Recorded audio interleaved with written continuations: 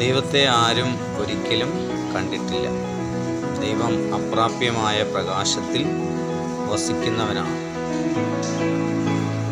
അങ്ങനെയുള്ള പ്രകാശത്തിലേക്ക് നോക്കുവാൻ മനുഷ്യർക്ക് മാത്രമല്ല, ദൈവത്തോട് ഏറ്റവും അടുത്ത് നിൽക്കുന്ന, അവിടുത്തെ ആരാധിക്കുന്ന നവവൃന്ദം മാലാഖമാരിലെ സെറാഫുകൾ പോലും 2 ചിറകൾ കൊണ്ട് തങ്ങളുടെ മുഖം മറച്ചുകൊണ്ടാണ് ദൈവസന്നിധിയിൽ അവർ ശുശ്രൂഷ ചെയ്യുന്നത്. പരിശുദ്ധൻ പരിശുദ്ധൻ എന്ന് അവർ ഉദ്ഘോഷിക്കുന്നത്.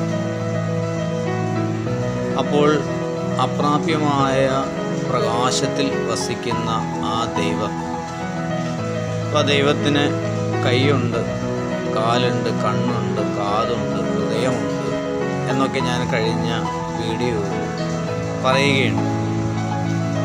ഇതൊക്കെ എങ്ങനെയാണ് ദൈവം തൻ്റെ വചനത്തിലൂടെ, ബൈബിളിലൂടെ നമുക്ക് വ്യക്തമാക്കി തരുന്ന കാര്യങ്ങളാണ്. ദൈവത്തെക്കുറിച്ച് ഒരുപാട് അറിവുകൾ നമുക്ക് നൽകുന്നത് തിരുവചനമാണ്.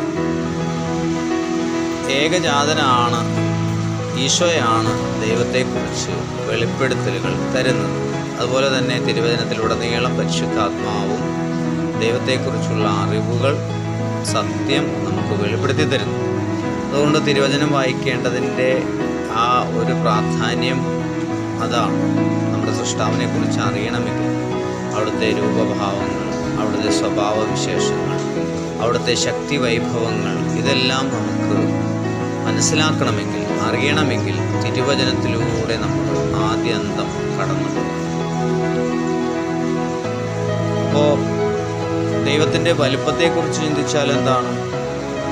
നമ്മുടെ ഈ പ്രപഞ്ചത്തിൻ്റെ വലുപ്പത്തെക്കുറിച്ച് പോലും നമുക്ക് മനസ്സിലാക്കാനോ ചിന്തിക്കാനോ സാധിക്കുകയില്ല. കാരണം ഭൂമിയോട് ഏറ്റവും അടുത്ത് നിൽക്കുന്ന നക്ഷത്രം സൂര്യനാണ്. 8 മിനിറ്റാണ് സൂര്യനിൽ നിന്നും ഒരു പ്രകാശരശ്മി ഭൂമിയിലെത്താൻ വേണ്ട സമയം. 2ാം സ്ഥാനമുള്ള നക്ഷത്രത്തിൽ നിന്നും ഭൂമിയിലേക്ക് പ്രകാശം എത്തണമെങ്കിൽ 4.5 വർഷം. അപ്പോൾ നിങ്ങൾക്ക് ആകാശത്തിലേക്ക് നോക്കി നിങ്ങൾക്ക് ഒന്ന് ചിന്തിക്കാവുന്നതാണ്. നമ്മൾ ഈ കാണുന്ന കോടിക്കണക്കിന് നക്ഷത്രങ്ങൾ എത്രയോ പ്രകാശവർഷം അകലെയുള്ളതാണ്.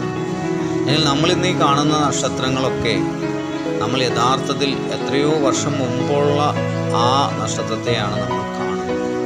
അതുകൊണ്ട് ദൈവത്തിൻ്റെ വലുപ്പത്തെക്കുറിച്ചും നമുക്ക് ചിന്തിക്കാൻ പോലും സാധിക്കുകയില്ല. അപ്പോൾ നമ്മൾ ദൈവത്തിൻ്റെ ഈ ശക്തി വൈഭവങ്ങൾ അറിഞ്ഞ് മനസ്സിലാക്കി